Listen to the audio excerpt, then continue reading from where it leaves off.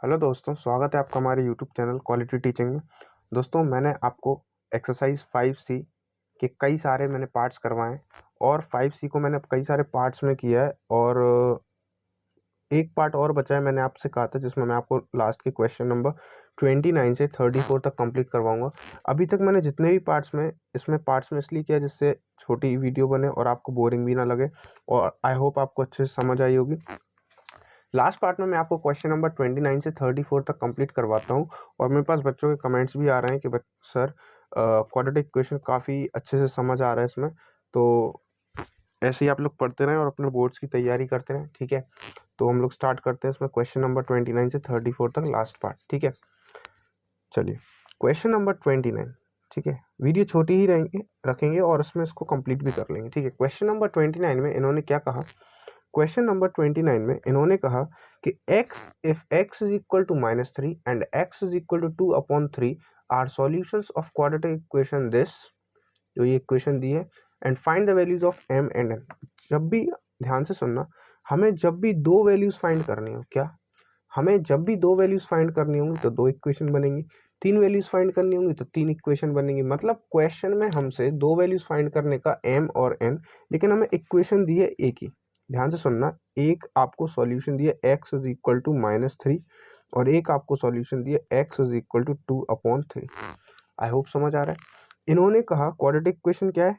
mx² plus का 7x plus का n is equal to 0। ये आपकी क्वाड्रेटिक इक्वेशन है। क्वेश्चन में ये कहा कि ये x इक्वल टू -3 सॉल्यूशन है इस इक्वेशन का, ये x इक्वल टू 2/3 सॉल्यूशन है इस इक्वेशन का। मतलब जब ये सॉल्यूशन है तो इनको पुट करने पर इस पूरे का आंसर क्या आना चाहिए? 0 आना चाहिए। और ये सॉल्यूशन है इस इक्वेशन का, तो जब इसको पुट करेंगे x की जगह तो इस पूरे का आंसर क्या आना चाहिए? 0 आना चाहिए। हम लोग एक एक करके, अब इसमें तो दो अननोन वैल्यूज भी हैं, m और n। तो एक काम करेंगे, एक बार इसको पुट करेंगे तो m और n में एक इक्वेशन आ जाएगी। एक बार इसको पुट करेंगे तो m और n में दूसरी इक्वेशन आ जाएंगी, दो इक्वेशन आ जाएंगी। और जब दो वैल्यूज निकालनी, तो मैंने आपसे कहा था दो इक्वेशन होंगी, दोनों को सॉल्व करेंगे और m एंड n की वैल्यूज निकाल लेंगे। कैसे करेंगे वो देखो। एक बार मैं इस इक्वेशन में पुट करता हूँ x इक्वल टू -3, तो इस इक्वेशन में जहां जहां ये x है वहां -3 पुट करेंगे तो m इंटू -3 का स्क्वायर, ठीक है, प्लस 7x यानी 7x की जगह मैंने रखा -3 प्लस का n और इक्वल में क्या है? 0। क्योंकि इसकी वैल्यू रखने पे इसका आंसर 0 आएगा ना, वो कह रहे हैं ये इसका सॉल्यूशन है, मतलब इक्वल में क्या आएगा? 0। सॉल्व करो, -3 का स्क्वायर क्या होगा? प्लस का 9। जब भी माइनस के नंबर का स्क्वायर करेंगे तो नंबर का स्क्वायर तो हो जाएगा, लेकिन माइनस का स्क्वायर प्लस हो जाएगा, यानी इसका आंसर प्लस का 9m होगा, ये वाले पार्ट का। Plus minus minus 7 3 21 plus n is equal to 0। जब भी इस तरीके से इक्वेशन बने तो एक तरफ m और n के वेरिएबल को रखे रहो, -21 जो कांस्टेंट नंबर है उसको वहां पर भेज दो, 21 वहां जाके प्लस का हो गया। ये आपकी हमारी फर्स्ट इक्वेशन हो गई। आई होप समझ आया होगा। एक बार x की वैल्यू 2/3 इसी इक्वेशन में रखो, x की वैल्यू एक बार क्या रखेंगे? 2/3। फिर वैसे ही m x का स्क्वायर यानी कि 2/3 का स्क्वायर, ठीक है, प्लस का 7x है प्लस का 7 और x की वैल्यू रखेंगे 2/3 और प्लस का n और इक्वल में क्या है? 0। इसमें कोई डाउट? अब देखना, सॉल्व करो, 2/3 का स्क्वायर हो जाएगा 4/9, तो ये हो जाएगा 4m/9।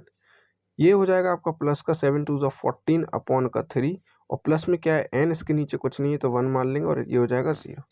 अब जब भी ऐसी क्वेश्चन है एलसीएम लेके इक्वेशन बनाएंगे तो 3 9 और 1 का एलसीएम होगा यहाँ पर 9, ये तो 4m ही आ जाएगा। ये तो आपको आता होगा ना, प्लस का 3 से 3 टाइम्स डिवाइड होगा, 3 का मल्टीप्लाई ऊपर 14 3 सा 42, 1 से 9 टाइम, 9 का मल्टीप्लाई n में, ये हो जाएगा 9n और इक्वल में क्या है? 0। 9 को क्रॉस मल्टीप्लाई कराएंगे वहाँ 0 के पास, तो यहाँ बचेगा 4m प्लस का 42 प्लस का 9n और ये 9 वहाँ गए तो 9 इंटू 0 क्या हो गया? 0, ठीक है। फिर वही 4m को यहीं रखेंगे, 9n को भी यहीं रखेंगे, लेकिन 42 वहाँ जाके काय का हो जाएगा? माइनस, और ये हमारी आ गई दूसरी इक्वेशन। एंड आई होप आपको ये दोनों इक्वेशन सब्स्टिट्यूट करके या आप साइमल्टेनियसली सॉल्व करके m और n की वैल्यू निकालना आती होगी। अगर नहीं आती है तो बेटा एक बार सीख लो, लेकिन ये आपको आना चाहिए, बहुत ज़रूरी है, ठीक है। आप इन दोनों इक्वेशंस को सब्स्टिट्यूट करके कैसे सॉल्व करेंगे? चलिए, आप चाहें तो यहाँ से किसी एक की वैल्यू बना सकते हैं और आपको चलो सब्स्टिट्यूट करना सीख लो, किसी भी एक की वैल्यू यहाँ से बनाओ। सपोज करो मैंने यहाँ से n की वैल्यू निकाली, अगर मैंने यहाँ से n की वैल्यू निकाली तो n की वैल्यू क्या आएगी 21, 9m वहाँ जाके माइनस हो जाएगा, तो n की वैल्यू आएगी 21 माइनस 9m। और इस 21 9m माइनस 9m को उठा के यहाँ पुट कर दो n की जगह। तो जब मैं यहाँ पर इसको सॉल्व करूँगा, यहाँ करता हूँ 4m प्लस का 9 और n की वैल्यू n की जगह पर हम ये रख देंगे 21 माइनस का 9m और इक्वल में क्या है माइनस का 42। ठीक है, 4m इसको सॉल्व करो, 9 का मल्टीप्लाई ब्रैकेट में दोनों पास जाएगा तो 9 1 ज़ा 9, 9 2 ज़ा 18, इसमें जाएगा तो ये हो जाएगा 81m और ये हो जाएगा माइनस का 42। ठीक है, अब वहाँ से एक काम करते हैं, हम एम नंबर यहाँ पर कर लेते हैं 189, 42 वहाँ से यहाँ पर आके प्लस का, ये तो कैलकुलेशन आप वैसे भी कर सकते हैं। 81m को मैंने वहाँ पर भेज दिया प्लस का हो गया, 4m को वहाँ पर भेज दिया माइनस का हो गया। 189 प्लस 42 ये हो जाएगा आपका 231। ठीक है, और 81 माइनस 4 जो होगा वो आपका हो जाएगा 77 होगा, 77 होगा। इसको कैंसिल आउट कर लीजिए तो ये आपका लगभग 3 टाइम्स में कैंसिल हो जाएगा। तो n की वैल्यू कितनी, m की वैल्यू कितनी आ गई 3 आ गई। इस m को उठाकर वापस इस वाली इक्वेशन में पुट करो, सॉल्व करो तो यहाँ से n की वैल्यू आ जाएगी। आई होप आपको समझ आया होगा। ठीक है, ये कैलकुलेशन थी लेकिन फिर भी आपको आना चाहिए, मैंने यहाँ तक कर दिया, इसके आगे आप खुद से करें। ठीक है, वैसे भी वैल्यू तक तो आप पहुँच ही गए, m और n दोनों की वैल्यूज आ जाएंगी। ठीक है, अब आगे आते हैं क्वेश्चन नंबर 30 पे। क्वेश्चन नंबर 30 में ज़्यादा कोई खास है नहीं। इसमें पहली बात तो आपको क्या करना है, देखो इन्होंने आपसे कहा इफ क्वाड्रेटिक इक्वेशन दिस, ये क्वाड्रेटिक इक्वेशन है और इसका एक रूट, जैसे x की पावर 2 है तो x की वैल्यू 2 आएंगी, लेकिन इन्होंने कहा x का एक रूट, x की एक वैल्यू तो दी है 3।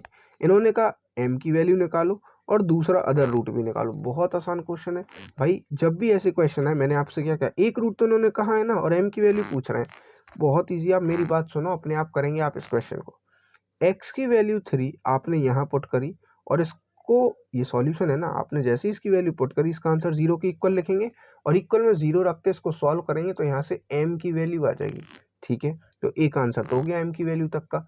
फिर उन्होंने कहा अदर रूट भी निकालना है ना इसका, अदर रूट के लिए क्या करेंगे, m की वैल्यू जो आ जाएगी तो वापस इस इक्वेशन में रखेंगे। अभी ये इक्वेशन इनकम्प्लीट है m के टर्म्स में, जब आप m की वैल्यू यहाँ पुट करेंगे तो ये पूरी इक्वेशन हो जाएगी काय में, x के टर्म में, एक क्वाड्रेटिक इक्वेशन बन जाएगी। और क्वाड्रेटिक इक्वेशन को सॉल्व करना आपको आता है ना, तो उसको सॉल्व करना मैंने सिखाया है, उसको सॉल्व करेंगे आपके दोनों रूट्स आ जाएंगे।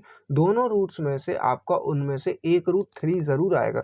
तो एक रूट तो आपका ये हो चुका, उसको नहीं, लेकिन हमारा आंसर होगा दूसरा रूट जो हमें अदर रूट निकालना है। दैट के लिए अब आप यहाँ पर देखिए, आपके पास इक्वेशन दी हुई थी एक्स स्क्वायर माइनस का m प्लस 1 एक्स प्लस का 6 इज इक्वल टू 0। आपको x की वैल्यू क्या गिवन है, 3 गिवन है ना, 3 उठा के यहाँ पर रखो, 3 का स्क्वायर 9 माइनस m प्लस 1, ये आपका 3 और प्लस का 6 इज इक्वल्स टू 0। 9 3 का मल्टीप्लाई कराओ तो ये माइनस का 3m माइनस माइनस का 3 प्लस का 6 इज इक्वल्स टू 0। 9 माइनस 3 कितना होगा 6, 6 प्लस 6 और 3m को हमने वहाँ पर भेज दिया, 6 plus 6 12 is equals to 3m। तो 3 से ये कटेगा 4 टाइम, तो m की वैल्यू कितनी आ गई 4। इस m को उठा के वापस आप यहाँ पर रख दो तो आपकी इक्वेशन जो थी वो m के टर्म में ना बन के क्या बन जाएगी, एक्स स्क्वायर माइनस m की जगह आप यहाँ रखोगे 4, 4 प्लस 1 कितना होगा 5 और 5 इंटू एक्स ये कितना हो जाएगा 5x और यहाँ पर क्या है plus 6 is equal to 0। Finally आपकी क्वाड्रेटिक इक्वेशन बन गई। इसको सॉल्व करके आप दो रूट्स निकालिएगा, 5 प्लस का 5 प्लस करने पे 5 मल्टीप्लाई करने पे 6, तो आपके जो दो रूट्स आएंगे वो आएगा, एक तो 3 आएगा एक 2 आएगा। तो 3 तो क्वेश्चन में ऑलरेडी गिवन है, हमें अदर रूट निकालना, तो अदर रूट हमारा क्या हो जाएगा 2। इज दैट क्लियर, और सॉल्व करके आप निकाल भी लेंगे तो वो आपका आंसर हो जाएगा। आई होप आपको समझ आया होगा, आप देख सकते हैं एक बार। ठीक है, अब आगे बढ़ते हैं क्वेश्चन नंबर 31 पे। ठीक है भाई, 31 क्वेश्चन में बहुत ही ज़्यादा आसान क्वेश्चन है बस, लेकिन बच्चे क्या है इसकी लैंग्वेज को नहीं समझ पाएंगे। 31 क्वेश्चन में उन्होंने ये कहा given that 2 is a root of the equation this, 2 जो रूट है वो इस इक्वेशन का है, और साथ में दैट द इक्वेशन दिस, और ये वाली इक्वेशन के जो रूट्स है वो इक्वल। याद करो मैंने एक्सरसाइज 5 में आपको कुछ रूट्स के बारे में समझाया था, किस इक्वेशन के, जिसमें वो डिस्क्रिमिनेंट हम लोगों ने पढ़ा था कि जिसमें रूट्स इक्वल होंगे अनइक्वल होंगे, कैसा उनका नेचर होगा। नेचर ऑफ वाली इक्वेशन में आपको समझ में आ जाएगा, वहाँ आप जाकर देख सकते हैं। तो इसमें इन्होंने यही कहा है, दो इक्वेशन दी हुई हैं आपको। एक इक्वेशन दी 3x स्क्वायर माइनस का p x plus 1 equals to 0, ठीक है। और इन्होंने कहा इस इक्वेशन का रूट जो है वो है 2, 2 is the root of this equation. इसका जो रूट है वो 2 है, मतलब x की वैल्यू 2 इसमें सेटिस्फाई करा देंगे तो p की वैल्यू आ जाएगी। सेटिस्फाई करो, 2 का स्क्वायर 4 और 4 इंटू 3 कितना हो जाएगा 12 माइनस p, ये 2 प्लस 1 कितना हो जाएगा 3p और इक्वल में क्या है 0, यानी 12 माइनस का 3p is equal to 0, 12 is equal to 3p, 3 से ही कटेगा 4 टाइम, तो यहाँ से p की वैल्यू कितनी आ गई 4। आई होप समझ, एक आंसर तो ये हो गया। साथ में इन्होंने कहा है कि and that the equation this has equal root, दूसरी इक्वेशन क्या है हमारी पी एक्स स्क्वायर माइनस का क्यू एक्स प्लस का 9 इज इक्वल टू 0। इस इक्वेशन के रूट्स कैसे हैं, इक्वल रूट्स हैं। कैसे रूट्स हैं, इक्वल रूट्स। और हमें पता है इक्वल रूट्स के लिए कंडीशन क्या होती है, डिस्क्रिमिनेंट वाली, d is equals to 0 for equal roots के लिए कंडीशन होती है। और d का मतलब यहाँ पर हो गया बी स्क्वायर माइनस का 4ac इज इक्वल्स टू 0। बेटा ये इक्वेशन डिस्क्रिमिनेंट जो है वो नेचर ऑफ रूट्स वाला पार्ट मैंने आपको बी एक्सरसाइज की वीडियो में पढ़ाया है, आप चाहें तो वहां जाकर देख सकते हैं, बहुत अच्छे से आपको समझ आ जाएगा। तो डिस्क्रिमिनेंट इक्वल रूट्स के लिए कंडीशन होती है। अब यहाँ से मैंने आपको फॉर्म में कन्वर्ट करना सिखाया था, फॉर्म से आप ए बी सी की वैल्यू निकालना मैंने आपको सिखाया है ना बी एक्सरसाइज में, आप जाके वहाँ से समझें। तो यहाँ से बी की वैल्यू क्या है, माइनस क्यू है, तो माइनस का क्यू और उसका स्क्वायर माइनस 4ac, ए की वैल्यू यहाँ पर क्या है एक्स स्क्वायर का कोफिशिएंट, और यहाँ एक्स स्क्वायर का कोफिशिएंट है पी, और यहाँ सी की वैल्यू आ जाएगी आपकी 9, ठीक है। तो यहाँ से आपका क्यू का ये हो जाएगा क्यू स्क्वायर माइनस पी की वैल्यू अभी आप आ चुकी है 4, यहाँ पुट करो 4 4 16 और 16 इंटू 9 हो जाएगा 144 इक्वल में 0। क्यू स्क्वायर की वैल्यू 144, वहाँ जाके क्यू पे से स्क्वायर हटेगा, जैसे ही स्क्वायर हटता है तो इस तरफ की ये वैल्यू स्क्वायर किसका होता है 12 का, तो प्लस माइनस 12 आ जाएगी क्यू की वैल्यू, ये आपका आंसर हो जाएगा। आई होप आपको समझ आया होगा। तो हमें पी और क्यू की वैल्यू निकालनी थी, पी की वैल्यू 4 आ गई है, क्यू की वैल्यू प्लस माइनस 12 आ जाएगी। Is that clear. अब मुझे आप ये बताइए, ये बहुत ही ज़्यादा 32 क्वेश्चन पर आ जाइए। क्वेश्चन नंबर 32 जो है इसमें उन्होंने कुछ भी नहीं है, इतना बड़ा जो क्वेश्चन दिख रहा है बहुत ही ज़्यादा आसान है, आप अपने आप करेंगे इसको आपको सॉल्व करके क्वाड्रेटिक इक्वेशन के फॉर्म में बनाना है।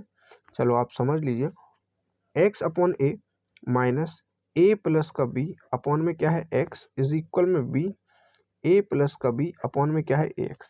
आप यहाँ पर एलसीएम ले लीजिए, एलसीएम लेंगे तो यहाँ पर ये आपका ax हो जाएगा, ये आपका डायरेक्ट एक्स स्क्वायर माइनस का ए स्क्वायर माइनस का बी ए बी हो जाएगा, ठीक है। ये मैंने एलसीएम लेके थोड़ा सा डायरेक्ट स्टेप किया, ये आप अपने आप करेंगे, इसका बी का मल्टीप्लाई करेंगे तो ये ए बी हो जाएगा, ये बी स्क्वायर अपॉन में क्या है ए एक्स से ए एक्स आपका काट दो तो क्या बचेगा एक्स स्क्वायर, और इन दोनों टर्म्स को वहाँ पर भेज दो। वहाँ पर क्या था आपका ए बी प्लस का बी स्क्वायर, ये दोनों वहाँ गए तो ए स्क्वायर वहाँ जाके प्लस का हो गया, ए बी वहाँ जाके प्लस का हो गया, और वहाँ पर क्या बचा ए स्क्वायर प्लस बी स्क्वायर, और ये ए बी मिलके बन जाएंगे 2ab। अगर आप ध्यान से देखो तो ये a प्लस बी का होल स्क्वायर है, A square plus B square plus 2ab A plus B का होल स्क्वायर होता है। x पे से स्क्वायर हटेगा तो ये जिसका स्क्वायर है वो आ जाएगा ना, तो प्लस माइनस ए प्लस बी आपका आ जाएगा। जब भी स्क्वायर हटता है तो प्लस माइनस आता है, और ये जिसका स्क्वायर है ए प्लस बी का है तो A plus B answer. Is that clear. Square इस पर नहीं है, ये आपका आंसर हो जाएगा। तो ज़्यादा टफ क्वेश्चन नहीं था।